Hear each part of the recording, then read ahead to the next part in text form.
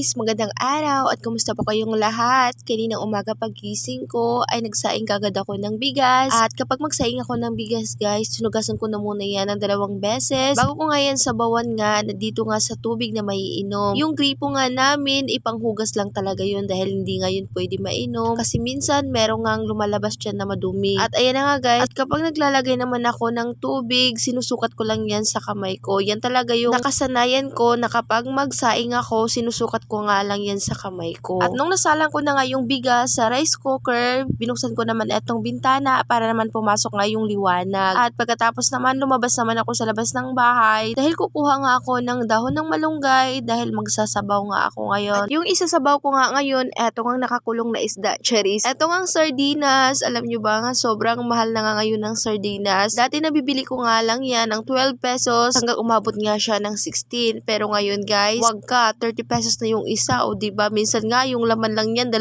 peraso. Kaya sobrang mahal na talaga at dahil nga nagtitipid ako dahil wala pa yung budget at malayo pa nga yung sweldo ni mister, kaya ayan. At nagpapapoy na pala ako sa labas at sinala ko na nga etong kawali at nilagyan ko na nga yung mantika at ginisa ko na nga rin etong ang bawang. Pagkatapos nung nag-brown naman etong bawang, nilagay ko naman dito etong ang sardinas at mabuti na nga lang medyo maraming ang laman nito ngayon. At ayan guys, nilagyan ko na rin ng tubig. Pagkatapos naglagay na rin ako ng 2 miswa lang. Pagkatapos para naman mas healthy nga etong ulam natin, naglagay na rin ako etong hinimay ko na malunggay at pagkatapos tinimplan ko na kagad ng asin at konting magic sarap lang at ayan, luto ng ating ulam. Thank you Lord sa lahat ng blessing. At fast forward na tayo, bandang hapon na nga to, pinagtatanggal ko na nga etong mga nilabahan ko at nung natanggal ko na nga etong mga sinampay ko, niyaya naman ako ng asawa ko na pumunta nga kami ng palengke dahil bibili nga kami ng may ulam namin. At yung binili lang namin, eto nga 1 pirasong bangus at pinahiwa na ng mga maliliit para nga medyo marami nga siya at taghalaga nga to ng 140. Bago nga ako magumpisa magluto, pinailaw ko na nga muna nga to etong solar nga namin dahil etong solar namin kapag nalobat kasi siya ay hindi ka siya umiilaw. Kailangan pa talaga siyang pindutin para nga umilaw. At ayan, pinirito ko na nga yung ibang bangus at yung iba naman ay isasabaw ko nga para naman masarap yung kain kasi mahilig talaga kami nga sa masabaw na ulam. At nung maluto na nga etong pinirito ko na bangus, tinanggal ko naman kaagad dahil isasalang ko pa nga dito, eto nga isasabaw ko. At habang nagluluto nga ako dyan ay parang umiiyak naman ako. Paano ba naman kasi sobrang sakit nga ng usok sa mata. Pagkatapos nagrereklamo na rin yung anak ko nga sa loob ng bahay dahil nga masakit na daw yung mata niya at ilong dahil yung usok pumapasok nga sa bahay. Paano ba hindi papasok etong usok sa bahay namin ay malapit nga lang sa may pintuan nga namin. At pagkatapos naman ng kumulo natin, implan ko na kaagad at yan lang muna for this video. Maraming salamat sa inyong panonood. God bless.